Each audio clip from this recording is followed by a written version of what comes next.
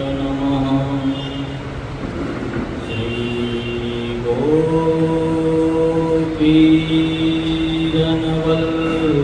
श्रीगोपीजनवल्लभाय नमः।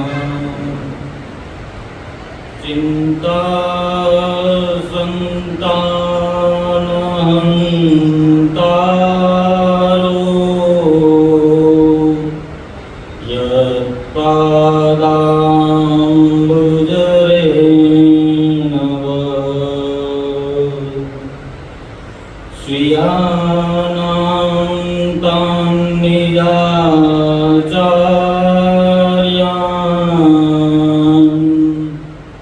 प्रणमामिर्मुहुर्मुहुः।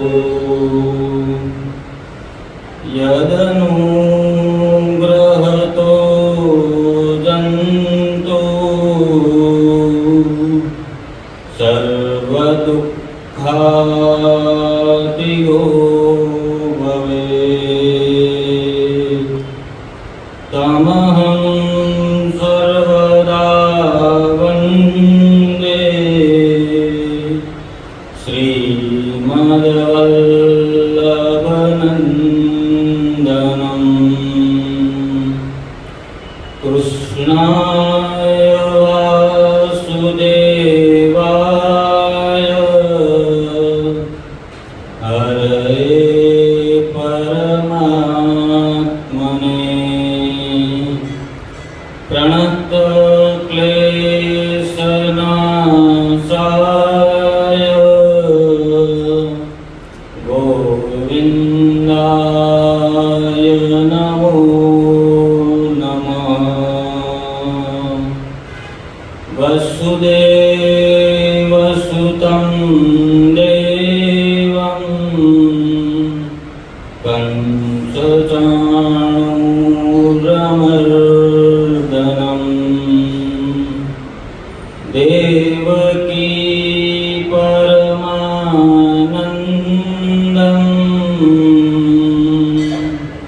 कृष्णं वन्दे जगद्गुरु। गुरुर्ब्रह्मा गुरुर्विष्णु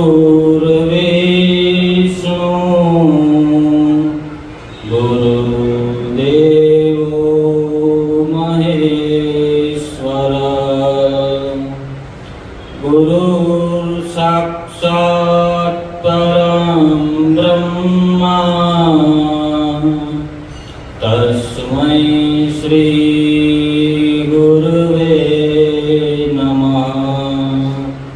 तस्मै श्री गुरुवे नमः। तस्मै श्री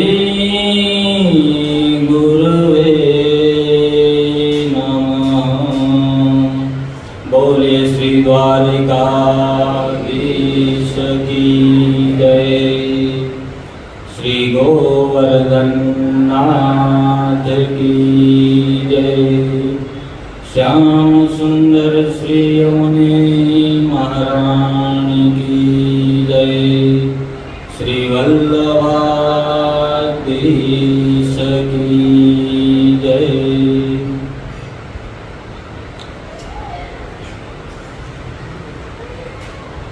आज श्री वल्लभनिधि ट्रस्ट द्वारा आयोजित आध्यात्मिक चिंतन मेळामां आज आपना विषय श्री चतुश्लोकी भागवतजीना उपदेश माटे આપણે અહીંયા એકત્રિત થયા છીએ। તે પહેલા આ આધ્યાત્મિક ચિંતન માળા જે વર્ષોથી ચાલી આવ્યું છે, હું મારા તો 15 વર્ષ અહીંયા થયા, એ પહેલાથી અહીંયા ચાલી આવ્યું છે, પણ એમાં કાર્યરત હું જ્યારથી જોઉં છું ત્યારથી શ્રી બકુલેશભાઈ વોરા એમનું ઘણું યોગદાન આપી રહ્યા છે અને અથાગ પ્રયાસોથી મારી પહેલી કથા 2022માં હતી ત્યારે જ્યારે એમને જાણ થઈ કે ભાવેશભાઈ ભાગવત સપ્તાહ કરવા માંડ્યા છે ત્યારથી એ એમનો અનુરોધ હતો કે એક વખત આપ અહીંયા પણ ભગવાને 4 જ શ્લોકમાં આખા ભાગવતજીનું મહત્વ કહી દીધું હોય એ ચતુશ્લોકી ભાગવતજી છે. ચતુશ્લોકી ભાગવતજી ક્યારે કીધું અને કોણે કીધું, આ 2 વસ્તુ છે. તો પ્રથમ ચતુશ્લોકી ભાગવતજી જ્યારે બ્રહ્માજી સૃષ્ટિનું ઉત્પત્તિ કરવા જઈ રહ્યા હતા ત્યારે ભગવાને પ્રાર્થના કરી બ્રહ્માજીએ કે હે ભગવાન, આવડી મોટી સૃષ્ટિનું ઉત્પન્ન કરવા જઈ રહ્યો છું, પણ ત્યારે મને અહમ ના આવી જાય. મને તમે આગળ કરો છો, તમે મને મોટો કરો છો, પણ મારામાં મોટાપણું ના આવી જાય. એટલા માટે તમે મને કંઈ ઉપદેશ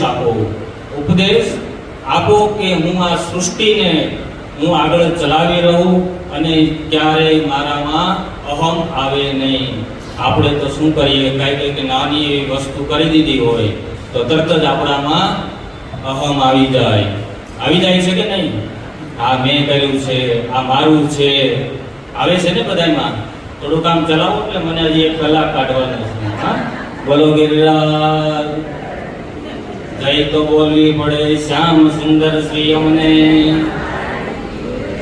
હજી અવાજ આવતો નથી. એકાદશી તો કાલે ગઈ. કાલની ઘડી રળિયામણી, પણ આજની ઘડી તો વધારે રળિયામણી. બોલો બધા એક અવાજ. મને લાગે કે ભાઈ મારા માટે સામે વૈષ્ણવ બેઠા છે. ઠાકોરજી સાક્ષાત અહીંયા બિરાજમાન છે. ઠાકોરજીને તો સાંભળવું જોઈએ ને. મને તો નથી સંભળાતું, ઠાકોરજી તો થોડાક દૂર છે. એટલે બધા થોડાક આમ ઉત્સાહિત થાવ કે આજે કોઈ નાસ્તા પાણી લીધા નથી, એવું કઈ નથી ને? બોલો દ્વારિકા. અહીંથી તો મારાથી બધા મોટા બેઠા છે. આ બધા ઈલાબેન છે, આ બધા સામે બધા બેઠા છે. ગુપ્તાણી સાહેબ પણ આવી ગયા છે. આ બધા તો બહુ મોટા જે દાદાજીની અનુયાયી હતા, દાદાજી સાથે રહેલા છે. હું તો એક નાનો તુચ્છ માણસ છું, નાનો એવો માણસ છું, પણ પ્રભુની કૃપાથી અને પરમ પૂજ્ય મુખ્યાજીની કૃપાથી થોડું આગળ ચલાવી રહ્યો છું. અને આ બધાના આશીર્વાદથી હું કંઈક ક્ષમિત માત્ર તમારી માટે આપી શકું, બસ એવી ભાવનાથી અહીંયા આવ્યો છું. એટલે બ્રહ્માજીને એવું થયું કે મારામાં ક્યારેય અહમ આવે નહીં, એટલા માટે તમે મને કંઈ ઉપદેશ આપો. આપણે પણ ક્યારેય ડિગ્રી જોઈએ એટલે ડિગ્રી માટે આપણે ભણવા જઈએ. આર્કિટેક્ટ થવું હોય તો આર્કિટેક્ટનું આપણે ભણવા જઈએ છીએ. કુંભાર થવું હોય તો પહેલા કુંભારનું મટકા બનાવતા આપણે શીખવું પડે, ત્યારે જ આપણે આ બધું આગળ કરી શકીએ. બ્રહ્માજી તો આખી સૃષ્ટિનું ઉત્પત્તિ કરવા જઈ રહ્યા હતા. તો ત્યારે ભગવાનને, અને ભગવાન એવા છે કે ભગવાન ક્યારેય જલ્દી કોઈને મળતા નથી, પણ બ્રહ્માજીને પણ ક્યારેય જલ્દી મળ્યા નથી. જ્યારે બ્રહ્માજીની ઉત્પત્તિ કમળમાંથી થઈ ને, ત્યારે ઘણા વર્ષો સુધી તપ કરેલું, ત્યારે બ્રહ્માજીને ભગવાન મળ્યા હતા. ભગવાનને જ એમને ઉત્પન્ન કર્યા હતા, છતાં એમને ભગવાન મળ્યા નથી. આપણને પણ ભગવાનને જ ઉત્પન્ન કર્યા છે, પણ ક્યારેય આપણને ભગવાન મળતા નથી. ભગવાન કોણ છે, ભગવાન કેવા છે, અને ભગવાને કઈ રીતના સૃષ્ટિની ઉત્પત્તિ કરાવે છે, એ બધું જ આ ચતુશ્લોકીમાં જણાય છે. એટલે ભગવાનને કહ્યું કે બ્રહ્માજી, તમે કઈ ચિંતા ના કરો, હું તમને જે ઉપદેશ આપું છું એ 4 ઉપદેશ આપું છું, એ 4 ઉપદેશ તમે લઈ લો એટલે સૃષ્ટિની ઉત્પત્તિમાં તમે કોઈ વિઘ્ન નહીં આવે. બાકી તો એવું કીધું કે જ્યાં પણ તમારું જે પણ જિજ્ઞાસુ કાર્ય હશે એ તમને ફલીભૂત થઈ જશે. તમને જે કંઈ હશે તે અન્વય એમની પોતાની રીતના જ થવા માંડશે.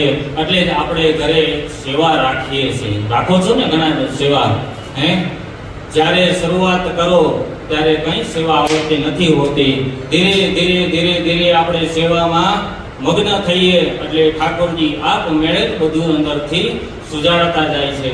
સુજાડે છે કે નહીં કોઈને? ભાવના કરે છે ને અંદરથી, ત્યારે જ ભાવના થાય જ્યારે પ્રભુની તમે સેવા કરો. જ્યારે પણ સેવામાં મગ્ન થાઓ. બોલો ગિરિરાજ ધરણી કી જય. જ્યારે પણ આપણે મગ્ન થઈએ ત્યારે આપણે અંતરથી એવા આશીર્વાદ મળે, અંતરથી એવી ભાવના મળે કે આપણે કંઈ નવું કરીએ એટલે ઠાકોરજીની શિંગાર ચાલુ થાય, ગુંજામાળા ધરવાનું ચાલુ થાય, મુકુટ ધરવાનું ચાલુ થાય, પછી ધીરે ધીરે ભોગ ધરવાનું ચાલુ થાય. પણ હવે તો શું કર્યું? બધું જ ડાયરેક્ટ કરવા આપણે તૈયાર થઈ ગયા છીએ. કેવી રીતના? એક રેડિયો રાખી દઈએ, ટેપ રાખી દઈએ, અંદર સંગીત વાગતું રહે, પણ ભગવાન આવી રીતના પ્રસન્ન થતા નથી. ભલે મારા જેવું તૂટેલું ભાંગેલું શબ્દ મળે ના મળે, પણ ભગવાનની સામે બેસી અને સંગીત હોય કે કીર્તન હોય કે ભજન હોય, ખાલી કઈ નહીં તો બે હાથ પડીને રાધા નામ કરો ને એટલે ભગવાન પ્રસન્ન થઈ જશે. કીર્તન ના આવડતા હોય તો પણ ચાલશે, પણ રાધા નામ લઈ અને ભગવાનને જ્યારે પણ સેવા કરો ત્યારે ચાલુ પડી જવાનું. ટેપનું માધ્યમ નહીં રાખવાનું. ટેપનું માધ્યમ રાખશો તો ભગવાન જે બધા આશીર્વાદ દેવાના હશે એ ટેપને આપી દેશે. બધો ટેપને આપી દેશે, જે રેકોર્ડર હશે એમને આપી દેશે. પણ આપણે બધા આટલા વૈષ્ણવો, આટલા ભક્ત છીએ ભગવાનના કે કોઈ ધર્મ આપણે બાકી નથી રાખ્યો કે આપણે ભજતા ના હોઈએ. જ્યારે કોઈ પણ સમય આવે, અધિક મહિનો આવે એટલે ભગવાનની પાછળ પડી જઈએ, શ્રાવણ મહિનો આવે એટલે ભગવાનની પાછળ પડી જઈએ. આપણે બધા જ આટલા બધા પુણ્યશાળી છીએ, પણ હવે જે કલિયુગ આવ્યો છે, હવે ઘરે કલિયુગ આવ્યો છે, પણ આપણે એમાં બધી વચ્ચે આપણું જે મેન સ્થાનક છે, જે મેન વસ્તુ છે એને આપણે ભૂલી રહ્યા છીએ. મારો ઉપદેશ એટલા માટે જ આ ચતુશ્લોકી ભાગવતજી લેવાનો હતો કે આપણે જ્યાં છીએ, જ્યાં જે વસ્તુ કરવાની છે, જ્યાં જે વસ્તુ કરીએ છીએ એનું આપણે મહત્વ જાણી શકીએ. ભગવાન છે, ભગવાનને આપણે જાણવાનું છે. એટલે ભગવાને 4 શ્લોકમાં ઉપદેશ આપ્યો અને 4 શ્લોક 4 તત્વ બતાવ્યા છે. પહેલું તત્વ બ્રહ્મ તત્વ છે, બીજું માયા દેખાડી છે, બીજું જગત તત્વ બતાડ્યું અને ચોથું આત્મા તત્વ છે. આમાં હલાવો છો એટલે મને એમ કે તમને બધાને ખબર હશે. એટલે આપણે ચતુશ્લોકીમાં પ્રવેશ કરીએ. જ્યારે ભગવાનને ઉપદેશ આપ્યો હતો એ આપણે શરૂઆત કરીએ. જો આપને આવડતું હોય તો સાથે બોલજો, નકર ખાલી મોઢું તો હલાવજો એટલે મને લાગશે કે તમને આવડે છે. બોલો ગિરિરાજ.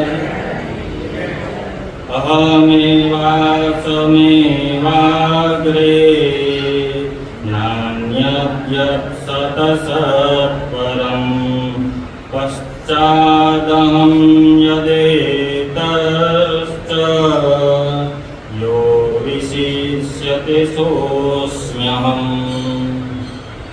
ભગવાન પ્રથમ અહમ શબ્દથી શરૂઆત કરી, કારણ કે નારદજીએ એમને પણ એવું કીધું હતું કે મને અહમ ના થઈ જાય, મને કોઈ વસ્તુનો અહમ ના થઈ જાય. એટલે ભગવાને પ્રથમ અહમ શબ્દ બ્રહ્મ તત્વ જણાવ્યું છે કે બ્રહ્મ તત્વ શું છે. બ્રહ્મ તત્વ એટલે ભગવાન પરમાત્મા પોતે. જ્યાં ભગવાન છે ત્યાં બ્રહ્મ તત્વ છે. ભગવાન જણાવે છે કે આ પૃથ્વી જ્યારે પણ હતી ત્યારે પણ હું હતો, જ્યારે પણ આ પૃથ્વી નથી ત્યારે પણ હું જ છું, જ્યારે પ્રલય થયો ત્યારે પણ હું જ છું. 3 હું એમને વાપર્યા છે કે પહેલો પ્રથમ સૃષ્ટિ છે ત્યારે હું છું, સૃષ્ટિ નથી ત્યારે પણ હું છું, સૃષ્ટિ જ્યારે નહોતી પહેલા ત્યારે પણ હું હતો. આ 3 હું ભગવાને વાપર્યા છે. કેવી રીતના વાપરીએ એટલે સંક્ષિપ્ત. આ ચતુશ્લોકી બહુ જ કઠિન છે. કઠિન એટલે વેદાંત છે. વેદાંતથી ભરેલું આ ચતુશ્લોકી છે. આપણે વેદાંત એટલે અર્થ ડબલ થતા હોય એને આપણે વેદાંત કહીએ. ડબલ અર્થ એટલે ભગવાને કીધું કે હું છું, હું છું, હું આમાં હતો અને હું આમાં રહેવાનો છું. થયા ને ડબલ અર્થ. 3 અર્થ થયા, હે ને? 3 અર્થ થયા એટલે ભગવાને વેદાંત યુઝ કર્યું છે. ભગવાન ભગવાને વેદાંત વાપરેલું છે, એટલે આપણે વેદાંતને થોડોક વિસ્તારથી જાણીએ. વિસ્તારથી જાણીએ કે આ શરીર છે, બધું જ છે આમાં. લોહી છે, નસ છે, કિડની છે, કોઈ પણ બધા પ્રકારના અંદર પાર્ટ છે અંદર. પણ એક વસ્તુ ના હોય તો એ શરીર લાગતું નથી. એક જીવાત્મા ના હોય અંદર એટલે શરીર કઈ કામનું નથી. પછી શરીરને પંચમહાભૂતમાં વિલીન કરવામાં આવે છે. એવું જ આ તત્વ ભગવાન જણાવવા માંગે છે કે હું છું ત્યારે આ બધું છે. ભગવાન આપણામાં પ્રવિષ્ટ છે એટલે આપણે હલી શકીએ છીએ, દોડી શકીએ છીએ, બોલી શકીએ છીએ, જોઈ શકીએ છીએ, નિહાળી શકીએ છીએ.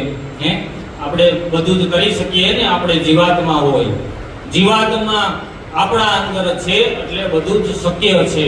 પણ જ્યારે નથી ત્યારે આપણું કંઈ શક્ય નથી. રાત્રે આપણે સૂતા હોઈએ એટલે આપણો જીવાત્મા પણ સૂતો હોય છે, ત્યારે આપણે કંઈ ભાન હોય છે? અહીંયા બેઠા રહીએ, બહાર શું થાય આપણને ખબર હોય નહીં. પણ જીવાત્મા ત્યારે આપણા અંદર જ હોય છે. એક બીજી રીતના તમને સમજાવું કે જીવાત્મા જ્યારે સૂતો હોય, પણ આત્મા તો અજર ને અમર છે. જીવાત્મા આપણે સૂતા હોઈએ, શરીર સૂતું હોય, પણ ત્યારે જીવાત્મા સૂતો નથી ક્યારેય. જીવાત્મા બસ થોડો શાંત થઈ જાય છે, ભટકતો નથી ક્યાંય. પણ ભટકતા નથી, પણ ભગવાન એમાં પ્રવિષ્ટ હોય છે એટલે આપણને દ્રશ્યમાન કરાવે છે. ઘણું દ્રશ્યમાન કરાવે. આપણે દ્રશ્યમાન કરાવવું એટલે આપણે સ્વપ્ન આવે છે ને બધાને, કે નથી આવતા કોઈને? એમ પાવરના બધા આવે છે ને? નહીં?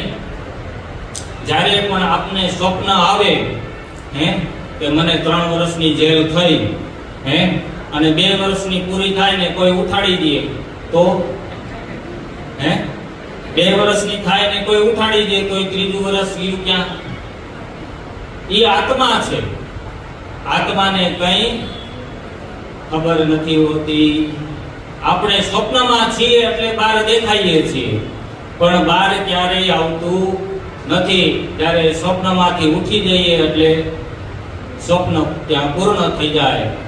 3જા વર્ષની કેદ રહેતી નથી ક્યારેય. પણ ભગવાન એમ કહે છે કે હું આ સૃષ્ટિ છું, એટલે હું સૃષ્ટિનો ચલાવનાર પણ હું જ છું.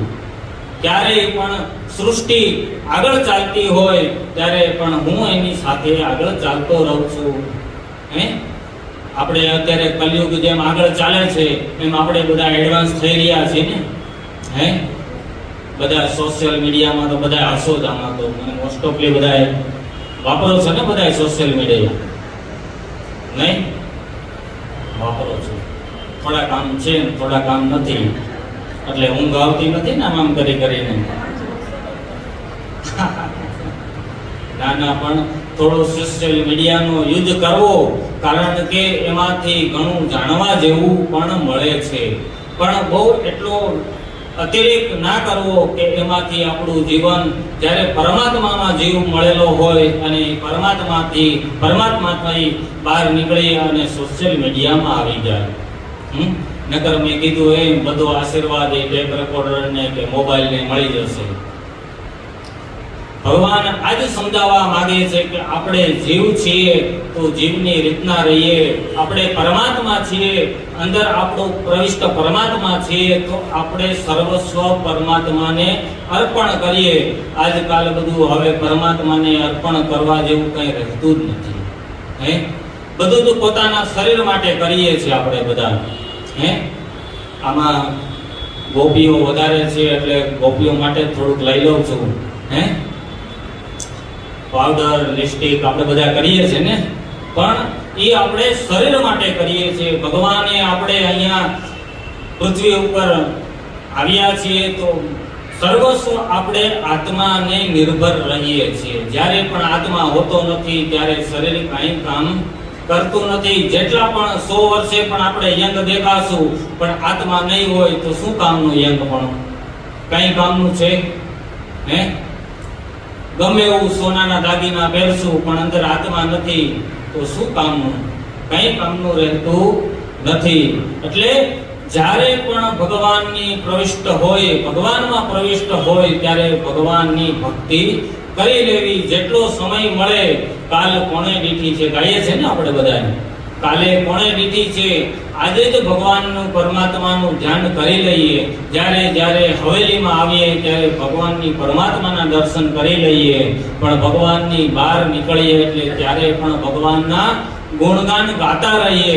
મને થોડું છે ને હમણાં આવું વિજ્ઞાનમાં પણ હું થોડોક ટ્રાય કરું છું, યોગમાં, વિજ્ઞાનમાં, કારણ કે હવે મારે થોડું શીખવાનું તો રહ્યું ને. આ બધાને કંઈક નવું તો મારે આપવું પડશે ને.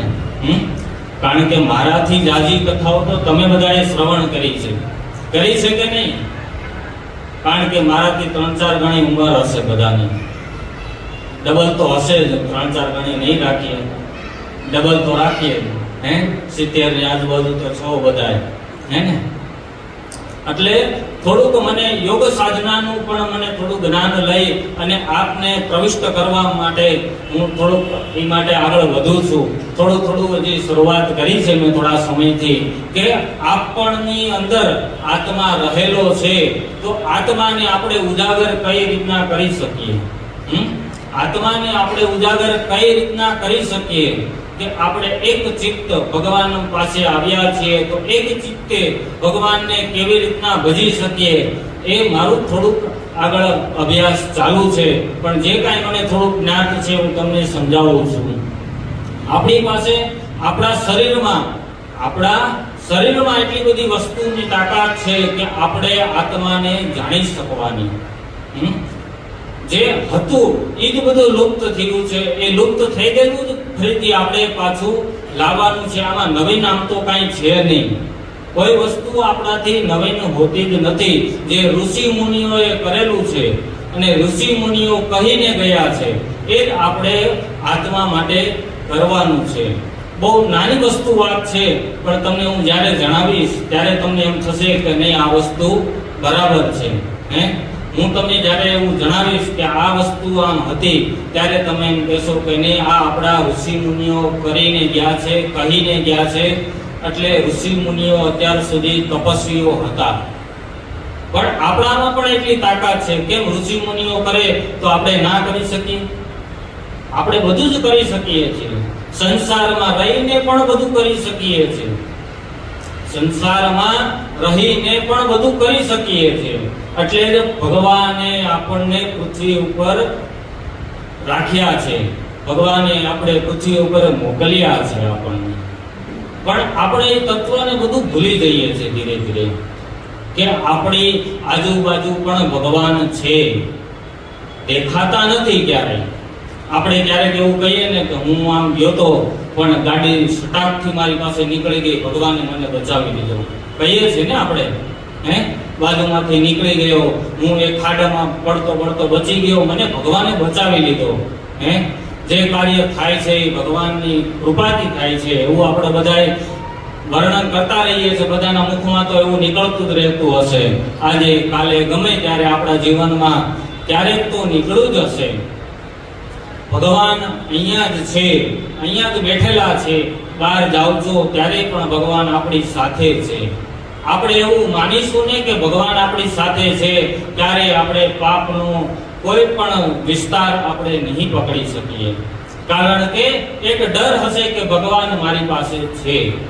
જ્યારે બાળક હોય એના પિતાજી, એમના માતાજી એમની સાથે હોય તો એમને ડર હોય કે મારા માતા પિતા સાથે છે, એટલે મારે તોફાન કરવા ન જોઈએ. હોય છે ને એવું બધાને પોતાના ઘરમાં કે માતા પિતા હોય ત્યારે બહુ તોફાન ના કરે. ઘરમાં તો કોઈ એવું એક હોય કે એને ડર દેખાડતો હોય,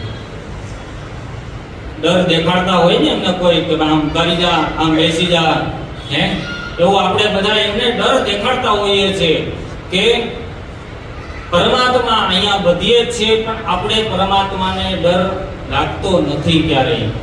પણ આપણે એવું મનમાં વિચારીએ કે પરમાત્મા આપણી પાસે છે, આપણી બાજુમાં બેઠેલા છે, ત્યારે આપણે ક્યારે પાપનો રસ્તો આપણે પકડશું જ નહીં. અને અત્યારે તો કેવું થઈ ગયું છે કે જે પાપ છે એ બધા અંદર સાચવી લઈએ છે. પાપ છે એ બધા અંદર સાચવી લઈએ છે, પુણ્યને આપણે બહાર કાઢતા રહીએ છીએ. અમને દાદાજીએ આજે 2002 કે 1 ની વાત કહું છું, અમે જ્યારે નાના એકદમ હતા અને અમારું શરૂઆત જ હજી ત્યાં સોલાબાગુ વિદ્યાપીઠમાં થઈ હતી. 1 કે 2 દિવસ મારા થયા હતા આવ્યા અને બરોબર અમે સંધ્યાના કાળનો સમય હતો, સંધ્યા કરતા હતા, બરોબર ગૌમુખીમાં માળા ફેરવતા હતા અને દાદાજીનું આગમન થયું. દાદાજી જ્યારે અમારી પાસે આવ્યા એટલે અમે જોરથી ગાયત્રી મંત્ર બોલતા હતા. જોરથી ગાયત્રી મંત્ર બોલતા હતા, કારણ કે પહેલાથી એક જ 2 વસ્તુ આવડતી હતી. ભણ્યા તો કાંઈ હતા નહીં, એટલે જે પપ્પા કે દાદા કે એમની જોડે ક્યાંય જઈએ તો 2-3 શ્લોકો એવા શીખડાવી દીધા હતા, એટલે બહુ ડાયા લાગતા હતા. ત્યારે 2 શ્લોક બોલીએ ને એટલે આમ અમારા યજમાનો ખુશ થઈ જાય, વાહ તમારો નાનો એવો છોકરો શ્લોકો બોલે છે, શું વાત છે. એટલે એ શ્લોકો અમે જોરથી ઉચ્ચાર કરતા હતા. પણ જ્યારે પણ તપ કરો ત્યારે પણ તમારી જીભ પણ હલી જાય, એ તપ રહેતું નથી. એટલે હું મારી કથામાં જણાવું કે એકાદશી કરવી નહીં. ત્યારે એકાદશી કરવી ને એવી સપ્તાહમાં હું જણાવું છું. જે પણ અમારી સપ્તાહમાં આવ્યા છે એને ખબર હશે. કારણ કે આપણે એકાદશી કરીએ તો છીએ, પણ આખા ગામમાં કાલે તમારે મોરૈયો બનાવવાનો છે, કાલે સાંભાની ખીર બનાવી છે, કાલે મારે એકાદશી છે, કહીએ છે કે નહીં ભાઈ બધાને? ક્યારેય પણ આપણે કરેલું તપ કોઈને જણાવવું નહીં. ક્યારેય તપ આપણું કરેલું છે કોઈને જણાવવું નહીં. એ તપ જ્યારે બહાર નીકળી જાય ત્યારે તપ રહેતું નથી, એ પાપમાં પ્રવિષ્ટ થઈ જાય છે. એ પાપમાં પ્રવિષ્ટ થઈ જાય છે એટલે તપ જેટલું હતું એ બધું જ બળી જાય છે. એટલે આપણે એક નિયમ લ્યો, આજથી કોઈ પણ પુણ્યનું કામ કરીશું કોઈને બતાવશું નહીં. અને પાપ બહાર કાઢવાના પણ હું તમને દેખાડું કે ઉદાહરણો એના છે. પાપ કાઢ્યું અને ભગવાન મળ્યા એવું હું તમને દેખાડું. પાપ બહાર નીકળ્યું અને બીજાને કીધું, ત્યારે કોણે કીધું એ હું તમને એનો દ્રષ્ટાંત આપી શકું છું. પણ પુણ્યનો પણ એવો દ્રષ્ટાંત છે કે આપણે ક્યારેય પુણ્ય બહાર નહીં કાઢીએ એટલે તપ જ્યારે જીભને પણ હલનચલન થાય એ તપ ક્યારેય રહેતું નથી. જ્યારે મનથી ઉચ્ચાર નીકળે શ્લોકોનો, મંત્રનો, ત્યારે એ તપ કહેવાય છે. ઋષિ મુનિઓ જંગલમાં એમનો નતા જતા, જંગલમાં એમનો જતા નહીં. ત્યાં શાંતિ હોય, કોઈ શ્રવણ કરવા વાળું હોય નહીં અને ભગવાનમાં લીન થઈ જાય. ભગવાનમાં લીન ત્યારે જ થઈ શકીએ, એકાંતવાસ હોય ત્યારે ભગવાનમાં લીન થઈ શકીએ. એક વખત ભગવાનની પ્રાપ્તિ થઈ જાય એટલે તમને બધું જ સર્વસ્વ મળી જાય છે. હવે પાપની વાત. પાપ કેવું હોય? પાપ આપણે બહાર કાઢીએ તો આપણને શું થાય? પાપ બહાર કાઢીએ એટલે શું થાય? ક્યારે ભગવાન મળી જાય પાપ બહાર કાઢીએ. એક દાખલો તો ભાગવતજીમાં જ છે બધાનો. રાજા પરીક્ષિત એણે પાપ કર્યું હતું, છે ને બધાને જ્ઞાત. જેણે પાપ કર્યું હતું એના રાજાઓને ભેગા એકઠા કરી બધાને એને બધું કહી દીધું કે આવી રીતના મેં તક્ષક નાગ હતો અને ઋષિ મુનિના ગળામાં નાખી દીધો અને મારાથી ઘોર અપરાધ પાપ થઈ ગયું છે. પણ એને ઘોર અપરાધ પાપ થઈ ગયું એવું કહેવાથી એને સુખદેવજી મળ્યા ને, બધાને જ્ઞાત છે ને. ભગવાનની પ્રાપ્તિ એમને થઈ, સુખદેવજી મળ્યા. સુખદેવજી આખું ભાગવતજી એમને 7 દિવસમાં કહી દીધું. 7 દિવસમાં કહી દીધું એટલે ભગવાનને પ્રાપ્તિ થઈ ગઈ એવું માની લેવાનું. જ્યારે ભગવાનની પ્રાપ્તિ ક્યારે થાય? જ્યારે આપણે એવું વિચારી લઈએ કે ભગવાન મળતા નથી, પણ ભગવાનની પ્રાપ્તિ થાય જ્યારે અનાયાસે આપણને બધી વસ્તુ મળી જાય ત્યારે એમ માનવું કે આપણે પરમાત્મા મળી ગયા છે. અહીંયા હવેલીમાં આવો, તમને મૈસૂરનો મળી જાય એટલે તમે કેવા ઉલ્લાસથી થઈ જાઓ, બાર શીરો મળી જાય એટલે કેવા ઉલ્લાસથી થઈ જાઓ, કે આજે મને પ્રભુનો પ્રસાદ મળી ગયો. કહીએ છે ને પ્રભુનો પ્રસાદ મળી ગયો, એટલે પ્રભુનો પ્રસાદ આપણા પુષ્ટિ મારી ગયો. તો એવું જ કહેવાય છે કે જ્યારે ભગવાનના દર્શન ના થાય ત્યારે ભગવાનની પ્રસાદના દર્શન કરી લો એટલે સાક્ષાત આપણા ઠાકોરજી છે. જ્યારે દજાજીના દર્શન કરી લો એટલે સાક્ષાત આપણા ઠાકોરજી છે. એવું આપણે ભગવાનની ભાવના કરીએ છીએ. પણ જ્યારે પણ આપણે પાપને બહાર કાઢતા રહીએ ત્યારે આપણે કષ્ટ થોડું પડશે. પરીક્ષિતને 7 દિવસ કષ્ટ પડ્યું, બેસીને એક જ ચિત્તે એક જ શ્રવણે એ સાંભળ્યું કથા. પણ ભગવાનની પ્રાપ્તિ થઈ, અને ભગવાનની પ્રાપ્તિ થઈ એટલે સુખદેવજીએ છેલ્લો અંતમાં એને કીધું કે હવે તારે શું સાંભળવું છે. પણ ત્યારે પરીક્ષિતે એમ કહી દીધું કે હવે ભગવાન ભલે તક્ષક આવે, હવે કોઈ પણ કાળ આવે, મને મારા પરમાત્મા મળી ગયા છે, એટલે મારે હવે કાંઈ જોતું નથી. એટલે આપણે એક વસ્તુ આપણે હવે ધ્યાન રાખીએ કે આપણે ક્યારે પુણ્યને બહાર કાઢીશું નહીં, અને પાપને ગમે ત્યારે બહાર કાઢી લઈશું. આપણા કોઈ મિત્ર હોય, આપણું કોઈ પણ અનુયાયી હોય, આપણને જે કોઈ ગમતા હોઈએ એને આપણે આ વાત કરી દેવાની કે આજ મારાથી આ પાપ થઈ ગયું છે. પાપનો પ્રાયશ્ચિત છે. અત્યાર સુધી ગમે એવું પાપ હોય એનું પ્રાયશ્ચિત જરૂરથી છે. તો બધા તમે ભાગવત સપ્તાહ સાંભળતા હશો એટલે દરેક વસ્તુ તમને મળતી જ રહેતી હશે. આમાં મારે ઊંડાણમાં ઉતરવાની જરૂર નથી. એટલે ભગવાન અતિરિક્ત બધી જ છે. એટલે ભગવાનને આપણે માનીએ, ભગવાનની આપણે ભજીએ. મારું એટલું જ મંતવ્ય છે કે જ્યાં સુધી આપણે પૃથ્વી ઉપર છીએ ત્યાં સુધી ભગવાનમાં તન્મય થઈએ.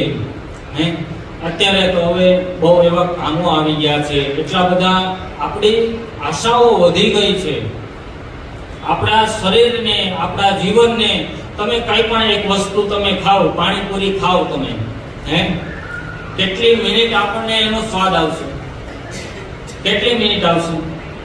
જ્યાં સુધી જીભમાં હશે ત્યાં સુધી આવશે. પછી તો એને પચાવવાનું કામ પેટને કરવાનું છે ને પેટને. કાંઈ પણ તમને ભાવતી વસ્તુ હશે એને તમે જીભ ઉપર રાખશો ત્યાં સુધી એનો સ્વાદ આવશે. પછી ત્યાં એમને અંદર આત્મા અંદર પેટમાં ગઈ એટલે એને જ્યારે આપણો વૈશ્વાનર નામનો અગ્નિ હોય એને બાળી શકે. ઉંમર થયા પછી વૈશ્વાનર નામનો અગ્નિ પણ થતો જાય છે ને, પચવાનું કામ ઓછું થતું જાય ને બધાને. એટલે ભગવાન ગમે ત્યારે ગમે એ સ્વરૂપે આપણી બાજુમાં છે એવી રીતના જાણી અને આપણે ભક્તિ કરતી જ રહેવી પડે. બહુ જીવન સંસાર તો બહુ ઘણો છે, સંસારની માયા છે. ભર્તૃહરિ કહેતા હતા, એક નાની કથા છે તમને સંભળાવું છું કે ભર્તૃહરિ બહુ જ મોટા રાજા હતા, જે નીતિ શતકના હરતા કરતા હતા ને. એના ચરપટ પંજરિકા એમને સ્તોત્ર લખ્યું હતું. એમાં જણાવતા હતા કે એને ઘણા રાજ્યો, ઘણા જ વસ્તુઓ એમને છોડી અને એમને સ્મશાનમાં લઈ અને ભક્તિ કરવા માંડ્યા હતા. ભગવાનની ભક્તિ કરવી પણ સંસારને પણ છોડવો, આ બે વસ્તુ બહુ કઠિન છે. ભગવાનની ભક્તિ કરવી અને સંસાર છોડવો, એટલે જ મહાપ્રભુજી આપણને સંસારમાં રહી અને સેવા આપી છે. આપણને કંઠી આપણને એટલા માટે જ ધારણ કરાવડાવી છે કે આપણે સંસારમાં રહી અને આપણે સેવા કરી શકીએ. ભગવાને ઘણા જ નિયમો, મહાપ્રભુજીએ ઘણા જ નિયમો આપણે આપ્યા છે કે ગુંજામાળા ધરાવી દો એટલે ભગવાનની સેવા થઈ ગઈ, ભગવાનનો શૃંગાર થઈ ગયો. એક નાની વાટકીમાં મિશ્રી લઈ અને તુલસી પત્ર ધરાવી દો એટલે 56 ભોગની ભાવના થઈ ગઈ છે ને. આવું બધું સાંભળો છો ને, હું તો નવો છું આ બધામાં. હું તો આ બધામાં બહુ નવો છું. એટલે આપણે ભગવાનની જ્યારે ભર્તૃહરિ એવું કહેતા હતા કે મેં આટલું બધું છોડી અને ભગવાનની ભક્તિ શિવ આરાધના માટે આવ્યા. જે કાંઈ કોઈ સૌ આવે ને ત્યાં અનાજ રાખી જાય, જ્યાં ભાત રાખી જાય એ ખાય અને ભક્તિ કરે. ઘણા વર્ષો સુધી તપ કર્યું, ભગવાન પ્રસન્ન થયા નહીં. શિવજી ભગવાન અને પ્રસન્નતા થઈ નહીં, પણ પાર્વતીજી પ્રસન્ન થઈ ગયા. જ્યારે પાર્વતીજી પ્રસન્ન થઈ ગયા, ભગવાનને કહેવા લાગ્યા, આ તમારો ભક્ત છે, કેટલા સમયથી તમારું તપ કરે છે, તમે કેમ જતા નથી?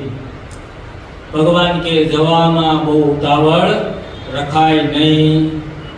ક્યારેય ક્યાંય જવામાં ઉતાવળ રાખવી જ નહીં કે આપણે જલ્દી થઈને મોટા થઈ જઈએ. હે, એટલે હું કહું છું, હું પણ ક્યારેય રાખવું નહીં કે હું થઈ જાઉં, હું બની જાઉં, હું કરી લઉં. આવું ક્યારેય કરવું નહીં. એટલે જ આપણે કહેવામાં આવ્યું કે ભર્તૃહરિ અઘોર તપ કરવા માંડ્યા, ભગવાન પ્રસન્ન થતા નથી, પણ સતી માતાથી રહેવાયું નહીં. એટલે ભગવાન, આમાં તો તમને બધાને ખબર છે સ્ત્રી હઠ કેવી હોય. હે, એટલે પાર્વતીજી કે ના, આપણે હવે જવું જ પડશે, આમાં આપણે જવું જ પડશે ને એમને આપણે જે યથાશક્તિ જે માગશે એને આપણે આપવું જ પડશે. પણ ભગવાન કે આપણે બહુ ઉતાવળ કરીએ છીએ આમાં. હે, ભગવાન કે બહુ ઉતાવળ કરીએ છીએ. પણ સતી પાર્વતી માતા એમને લઈને જાય છે, સાધુ અને સાધ્વીનો વેશ ધારણ કરી અને ત્યાં જાય છે. પણ ભગવાન પ્રથમ શબ્દ એટલો વાપરો કે તમે બહુ ઘોર તપશ્ચર્યા કરો છો. હે, આ બધું જ તમે કેટલા વર્ષોથી તપશ્ચર્યા કરો છો, તમને ભગવાન મળતા નથી, તમને ભગવાનની પ્રાપ્તિ થતી નથી. પણ ત્યારે તો એવું કીધું કે ભર્તૃહરિ બહુ સમય લુપ્ત છે એટલે સંક્ષિપ્તમાં થોડુંક ચલાવીશ, કારણ કે વિચાર છે કે આજે 2 શ્લોક કરીએ, પછી 2 શ્લોક પછી જ્યારે બકુલેશભાઈ કહે ત્યારે બીજા મહિનામાં આપણે આગળ વધશું. એટલે ભર્તૃહરિએ બધું કીધું કે મેં તો આ બધું કંઈ નથી. જ્યારે ભક્તિ કરતો હતો ત્યારે મેં બાળ જેટલું રાજ્ય હતું એ બધું છોડી દીધું. તો ભગવાને પાર્વતીજીને ત્યારે જ કીધું કે જ્યારે આ ભક્તિ કરે છે પણ હજી એનામાંથી સંસાર છૂટો નથી. બધું જ એ કરે છે, તપ કરે છે, જપ કરે છે, જ્યારે અન્ન મળે ત્યારે અન્ન ખાય છે, પણ જ્યારથી હજી સંસારમાં છે ત્યાં સુધી ક્યારેય તપ લાગતું નથી. પણ મહાપ્રભુજીની એવી આપણે આશીર્વાદ છે કે આપણે સંસારમાં રહી અને ભગવાનને ભજી શકીએ છીએ. ભગવાનની એવી સેવા આપણને અર્પણ કરી દીધી છે કે આપણે સંસારમાં રહીને પણ આપણે સેવા કરીએ છીએ. કરો છો ને બધા? કે નિંદર આવે છે બધાને આ બાજુ? હે, થોડા થોડા મારે આમ પટાણા ગાવા પડે, ઓલા લગ્નમાં ગાઈએ ને એમ. હે, ગાયા છે કોઈ પટાણામાં? નહીં? ક્યારેક એવું રાખશું, ક્યારેક પટાણા ગાશું આપણે. થોડોક હું કેટેબલ થઈ જાઉં, થોડોક પેટેબલ થઈ જાઉં, એટલે ક્યારેક પટાણા ગાશું એવા. પણ ભગવાનના ગાશું એટલે આપણે ભગવાનમાં રતી રહીએ. આપણે ભગવાનને એવા ભજનો ગાશું કે જ્યારે જ્યારે ભગવાનમાં ઓરવાઈ જઈએ એવા. આ તો બધી એમની કૃપા છે, બાકી તો અહીંયા કાંઈ તૈયાર કરેલું નથી. હે, મારા છેલ્લા 20 દિવસ થયા એવો બંધનમાં છું હું ભગવાન સાથે, કે એક સાથે હું બંધાઈ ગયેલો છું. એટલે મેં કાંઈ તૈયારી કરી નથી આમાં. આજે હું અડધી પોણી કલાક તો બધું તૈયારી કરવા બેઠો તો એ જ, બાકી મેં કોઈ વસ્તુની તૈયારી કરી જ નથી. અમને મુખિયાજી કહેતા હતા, ગોખેલું અને ગોઠવેલું વ્યાસપીઠ ઉપર ક્યારેય ચાલે નહીં. બોલો ગિરિરાજ શ્રી ગોવર્ધનનાથ. આ જય ના બોલ્યા ને એટલે ઠાકોરજીએ દ્વાર ખોલી દીધા. હે, થોડુંક જોરથી એટલે ઠાકોરજી સંભળાય. બોલો શ્યામ સુંદર શ્રી અમને. એટલે થોડુંક મારે યોગનું પણ એક વિચાર છે કે તમને જે કાંઈ યોગ છે હું થોડુંક તમને શ્રવણ કરાવું, એટલે એનાથી તમે જાગૃત થઈ શકો, ભગવાનમાં પ્રવિષ્ટ થઈ શકો, એટલા માટેના આ 2-3 યોગ છે. એ 2 યોગ તમને બધાને ખબર જ હશે. તમને બધાને ખબર જ હશે કે આ યોગ આના માટે છે ને આપણે કરતા આવીએ છીએ. બધા માળા ફેરવો છો કે ઘરે? માળા ફેરવો ને એટલે આ અંગૂઠો અને આવી રીતના એક પારો દબાવી અને આપણે માળાનું નામ લઈએ, કૃષ્ણાય નમઃ, એમ એક પારો દબાવી અને આપણે બીજો પારો લઈએ છીએ. પણ જ્યાં આ તત્વ છે, આ અંગૂઠાની જગ્યા છે, એ દબાવો, એ દબાવવાથી આપણું મનની શાંતિ થશે. આ યોગ છે. આ અંગૂઠાને અને પારાને વચ્ચેથી દબાવી અને આગળ પારો ચાલશો, આપણી મનની શાંતિ મળશે. ત્યારે મનની શાંતિ મળશે એટલે ભગવાનમાં વધારે આપણે પ્રવિષ્ટ થઈ શકશું. બીજી વસ્તુ છે આ હથેળી. આપણી પાસે હથેળી છે. આ બધા તમે ક્યાંય જ્યોતિષ પાસે દોરાવો એટલે એમ કહેતા હશે કે અહીંયા બધા ગ્રહો છે. કે છે ને બધાએ કે આ બધામાં ગ્રહો છે. આ 2 ગ્રહોને જોરથી દબાવો, આપણે તાળી પાડીએ, આ જોરથી દબાવો ને એટલે મનની શાંતિ મળી જાય. આપણે રાસ રમીએ એટલે આપણને મનની શાંતિ મળી જાય. ક્યારે પણ તમે જ્યાં રાસ થતા હોય ત્યાં જાઓ ત્યારે જોવો, રાસ થયા પછી એકદમ શાંત થઈ જશે. પણ એ આપણી મનની શાંતિ છે. હું તો ભાગવતજીની 4 કલાકની કથામાં 10 મિનિટ તો રાસ કરાવું છું. 10 મિનિટ રાસ રમવાનો એટલે રમવાનો, ગમે એવો સમય જતો હોય પણ 10 મિનિટ રાસ રમી લઈએ. પણ જે 2 કલાકની પહેલાની કથા અને 2 કલાકની પછીની કથા એ આપણામાં અંદર ઉતરી જશે. કારણ કે આપણે 2 કલાક કથામાં બેસીશું એટલે આપણું મન વ્યાકુળ થઈ જશે. કોઈ એવા મારી સામે જ બેઠા હોય, ઊભા ન થઈ શકે, પાછળવાળા તો કદાચ ઊભા થઈ જાય અને આગળ પાછળ થઈ જાય, પણ મારી પાસે સન્મુખ બેઠેલા હોય ત્યારે ઊભા ન થઈ શકે. આ હું ઊભો થઈ શકે, મને હમણાં શાસ્ત્રીજી જોઈ જશે. એવું થતું હોય છે ભાગવત સપ્તાહમાં. પણ ક્યારે ઘણી વખત એવું પણ થઈ જાય જ્યારે મન પોરવાઈ જતું હોય, કથામાં મન પોરવાઈ જતું હોય એટલે પણ આપણે ઊભા નથી થતા. એટલે હું 2 કલાક થાય એટલે 10 મિનિટ કથામાં વિરામ કરાવી અને રાસ રમાડું છું. આનાથી યોગ માયા યોગ થાય. યોગ કરવાથી આપણું મન સંતુષ્ટ થાય, શાંતિ થાય, મન પ્રફુલ્લિત થઈ જાય છે. ત્રીજી વસ્તુ છે એ આપણે મંદિરોમાં જઈએ, આપણે બધા મંદિરોમાં જઈએ ત્યારે આપણે ઘંટ વગાડીએ છીએ. એ ભગવાનને જગાડવા માટે હોતો નથી કે ભગવાનને કહેવા માટે હોતો નથી કે હું અહીંયા આવ્યો છું, કે ભગવાનને જગાડવા માટે હોતો નથી. એ આપણા મનને શાંત કરવા માટે ધ્વનિ હોય છે. હવે તો ઓલું કંઈક નીકળ્યું છે, રામ રામ કરે એટલે ધ્વનિ નીકળે, એવું કંઈક છે ને? જોયું છે બધાએ? એ ધ્વનિથી આપણું મન શાંત થઈ જાય એટલે ત્યાં ઘંટ રાખવામાં આવે છે. પણ હવે આપણે બધું આધુનિક થઈ ગયા છે. ઓલા જપ કરવા બેસી એટલે ઓલા નંબરિયા લઈ લઈએ, અંગૂઠો દબાય જઈએ, અંગૂઠો દબાય જઈએ. ભગવાનને આપણે અંગૂઠો દેખાડીએ છીએ, પછી ભગવાન પણ આપણને અંગૂઠો દેખાડશે. ત્યાં જશું આપણે ત્યારે એમ કહેશે કે હવે જાઓ, તમે મને અંગૂઠા દેખાડે ને અત્યાર સુધી, હવે તમને હું અંગૂઠો દેખાડું છું, જાઓ તમે તમારે જ્યાં તમને જે યમરાજ લઈ જાય કે જ્યાં લઈ જાય ત્યાં તમે જાઓ. અને પેલા હું તો નાનપણમાં અમને કહેવાતું કે કોકને અંગૂઠા દેખાડી દઈએ ને ત્યારે કોક મારીને તોડી નાખતું થતું હતું નહીં. મારા સુધી તો એવું થતું હતું. હવે પછીની પેઢીમાં ખબર નથી કે કોકને અંગૂઠો દેખાડીએ એટલે સામેવાળો વ્યક્તિ ઉગ્ર થઈ જાય. થાય ને? હવે તો ફેસબુક ને યુટ્યુબમાં કોઈ સારો ફોટો રાખે, ભગવાનના ફોટા રાખે તો આપણે અંગૂઠો લાઈક આપીએ છીએ.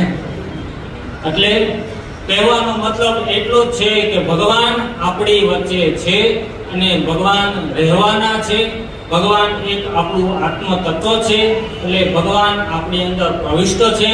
એટલે ભગવાનને હંમેશા આપણે ભજતા રહીએ એ માત્ર જાણવા માટે આ ભગવાને ચતુશ્લોકીનો પ્રથમ શ્લોક એમાં અર્પણ કર્યો હતો.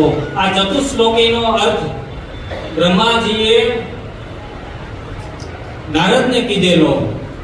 બ્રહ્માજીએ નારદજીને સંભળાવ્યો હતો. પછી નારદજીએ શું કર્યું ખબર છે કોઈને? હે, દક્ષના 60,000 પુત્રોને દીક્ષા અપાઈ દીધી. હે, જ્યારે બ્રહ્માજીએ નારદજીને આ શ્રવણ કરાવ્યું ત્યારે ભાગવતજીમાં દક્ષના 60,000 પુત્રો હતા. એ બધા પુત્રોને ભગવાને દીક્ષા નારદજીએ કે જાઓ તમે અહીંયા ઉત્પન્ન થયા છો, ભગવાનનું નામ લો.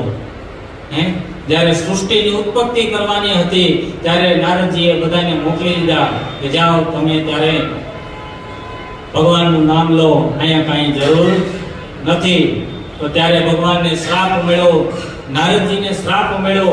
સત્ય કરતા હતા, સત્ય જે કરેલું હતું એ કહેવાથી એને શ્રાપ મળ્યો હતો.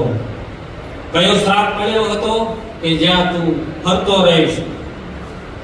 તો નારદજી કે મારે તો આ જ જોઈએ છે, હું ફરતો જ રહીશ હંમેશા. એટલે ત્યારથી એટલે કરતાલ ઉપાડી અને નારાયણ નારાયણ નારાયણ કરતા રહ્યા. નારદજીને પણ આપણે અત્યારે બધાએ બહુ અલગ ભાષામાં વિપરીત કરીએ છીએ.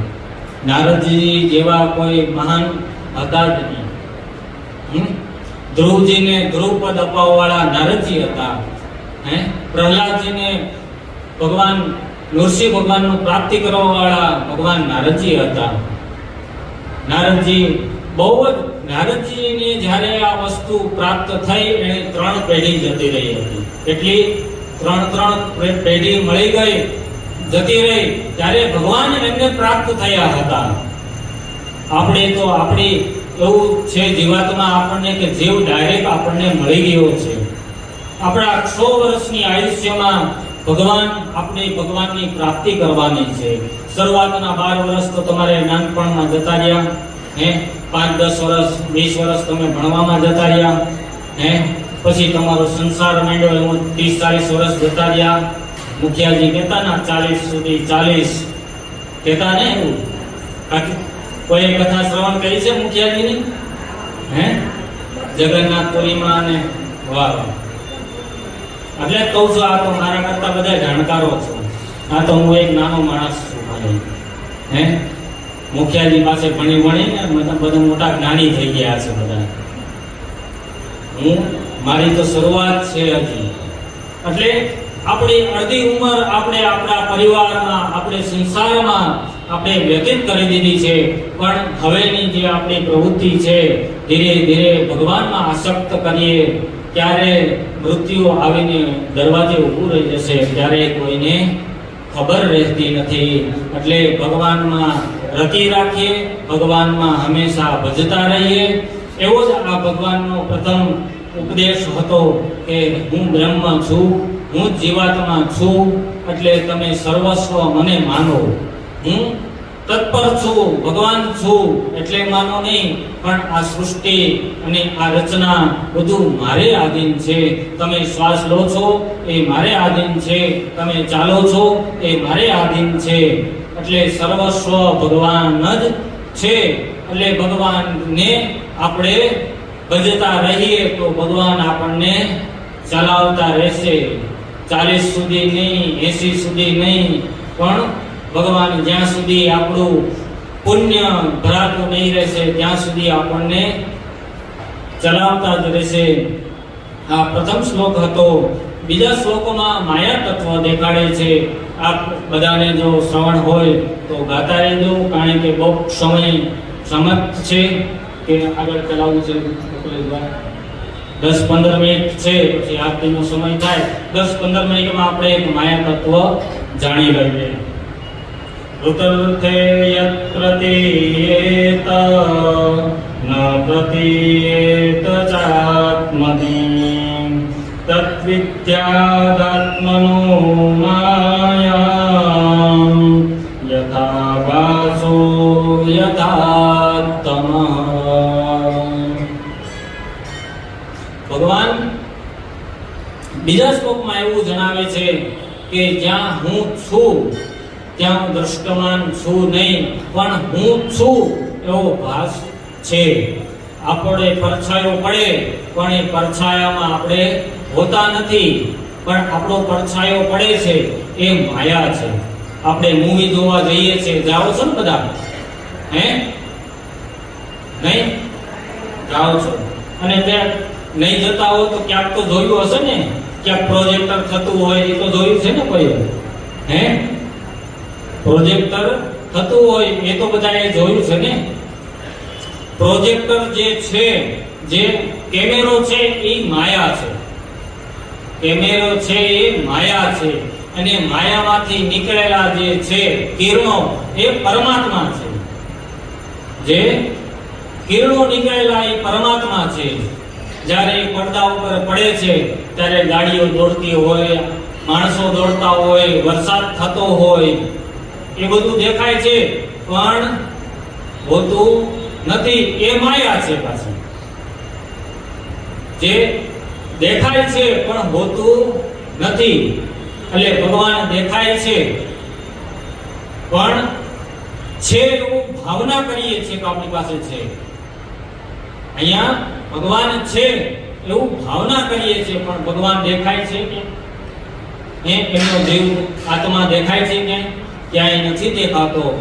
એટલે ભગવાનની માયા એવી છે કે ભગવાન આપણાથી, આપણા થકી બધું જ કરી શકે છે.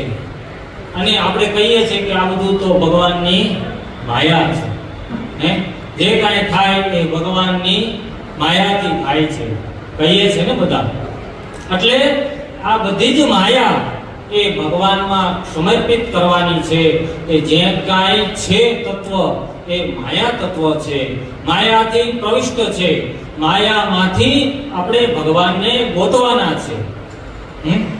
આપણે અહીંયા ઊભા રહીએ, ભગવાન દેખાય તો છે, ભગવાનનું સ્વરૂપ તો દેખાય છે, પણ ભગવાન દેખાતા નથી. પણ આપણે એવી ભાવના કહીએ છીએ કે આપણી પાસે ભગવાન છે. હે? બધા હવેલીમાં આવો છો એટલે ભગવાન દેખાય તમને, ભગવાનનું સ્વરૂપ દેખાય, એટલે આપણે ભગવાનમાં ભગવાન માનીએ છીએ, સ્વરૂપમાં ભગવાન માનીએ છીએ. જ્યારે પથ્થર હોય, હે, પથ્થર હોય ત્યારે એમાં કોઈ ભગવાન માનતું નથી. જ્યારે મૂર્તિકાર મૂર્તિ બનાવે ત્યારે પણ આપણે ભગવાન માનતા નથી. જ્યારે બ્રાહ્મણો એમાં માયા તત્વ પૂરે ત્યાર પછી ભગવાન કહેવાય છે. હે? કહેવાય છે ને. એમ જ આપણું શરીર છે, પણ ભગવાન એમાં આત્મા પૂરી ત્યારે આ શરીર શરીર છે, ત્યારે આપણે બધું કાર્ય કરી શકીએ છીએ. એટલે હંમેશા ભગવાનમાં માયા રૂપી, માયાના તત્વ રૂપી ભગવાનમાં પ્રવિષ્ટ રહીએ, એવું આ ભાગવતજીનો બીજો શ્લોક છે. ઘણી જ જગ્યાએ ભાગવતજી એક 12 સ્કંદ હોય છે, 12 સ્કંદ જાણવા એ 7 દિવસ લાગી જાય. 2 કલાક, 4 કલાક, 8 કલાક કથા કરીએ, પણ આપણને કથામાં પ્રવિષ્ટ કરવા માટે, આપણને તત્વ દેખાડવા માટે આપણે બધા ઉદાહરણો સાંભળીએ છીએ, ત્યારે આપણે અંદર ઉતરી શકીએ. હે? તમને કોઈ દ્રષ્ટાંત આપે ત્યારે તમે સમજી શકો. હે? દ્રષ્ટાંત વગર આપણે સમજી ના શકીએ, કારણ કે આ તો ભાષા એવી છે, દેવ ભાષા કહેવાય છે સંસ્કૃત. હે? ભાષા એવી છે કે આપણને જલ્દીથી સમજમાં આવતી નથી, કારણ કે આપણું આ કાર્ય હોતું નથી કે આપણે દેવ ભાષાને જાણીએ. એના માટે મારી જેમ 10 વર્ષ ભણવું પડે. ભણવું પડે કે નહીં? બધા મુખિયાજી પાસે ભણ્યા છો, હે? ત્યારે આ બધું આપણે જણાવી શકીએ છીએ કે આપણે આવી રીતના માયા તત્વ છે, આ જીવ તત્વ છે, એવું તત્વ આપણે બધાને દેખાડી શકીએ. એટલે ભગવાનમાં જ્યારે આપણે પ્રવિષ્ટ થશું એટલે એની માયા આપણને ખુદ લાગી જશે. એની માયા આપણને ખુદ લાગી જશે. મેં પહેલા કેમ કીધું કે સેવા તમે લ્યો, સેવા તમે લ્યો એટલે તમને ખબર પડશે કે હવે આગળ મારે કઈ માયા કરવી, મારે કયો શણગાર કરવો, એ માયા છે. ભગવાનની સેવા કઈ રીતના કરવી એ માયા છે. તત્વ એવું જ છે કે માયા કઈ રીતના લાગવી. ભગવાન એટલું સમજાવવા માંગે છે કે માયા કઈ રીતના આપણને લગાડવી. પૃથ્વી ઉપર આવ્યા છીએ તો એક માયા, જે ભગવાનની માયા છે, એ જ આપણને લાગે. એટલે ભગવાને આ દ્વિતીય શ્લોકમાં માયા સ્વરૂપે જણાવ્યું કે માયાથી ભગવાનની પ્રાપ્તિ થઈ શકે. જ્યારે પણ હું અહીંયા છું પણ દેખાતો નથી, પણ મારી માયા અહીંયા છે. કોઈનું માયાબેન નામ નથી ને? હા, પછી એમ ના કહેતા તો હું મારું જ નામ લે છે. તો બોલો ગિરરાજ. તો આ 2 શ્લોક આજે પરિપૂર્ણ થયા. પણ હવે આગળની કથા જ્યારે બકુલેશભાઈ સમય કહેશે ત્યારે આવતા મહિને કે આવતા મહિનાની શરૂઆતમાં 2 શ્લોક આપણે ફરીથી સમજીશું. પણ આપ બધા આવશો તો વધારે આનંદ થશે. અને આપ બધા આવ્યા એટલા માટે મને ખૂબ આનંદ થયો કે આપ બધા આ શ્રવણ કરવા માટે, ભગવાનની પ્રાપ્તિ કરવા માટે, અને મારું વક્તવ્ય જે તમારા સુધી પહોંચાડી શક્યો છું એમાં કંઈ નાની એવી ક્ષતિ થઈ ગઈ હોય, કંઈ ત્રુટિ રહી ગઈ હોય તો મને પ્રભુને ચરણે માફ કરી. તો આ બધાને આજના જય શ્રી કૃષ્ણ. મારા વક્તવ્ય પ્રભુના ચરણે પધારી આજના આ ચતુશ્લોકીના 2 શ્લોકને ભગવાનના નામે કરી અને આજનો આ વિષય મારો સમાપ્ત કરું છું. જ્યારે બકુલેશભાઈ આજ્ઞા કરશે ત્યારે આપણે આગળ ફરીથી મળીશું. અને બધા પણ આવતા રહેજો. જ્યારે મને પણ એવું લાગે કે હું તમારા માટે કંઈ નવીન ગોતી લાવું. આજે મને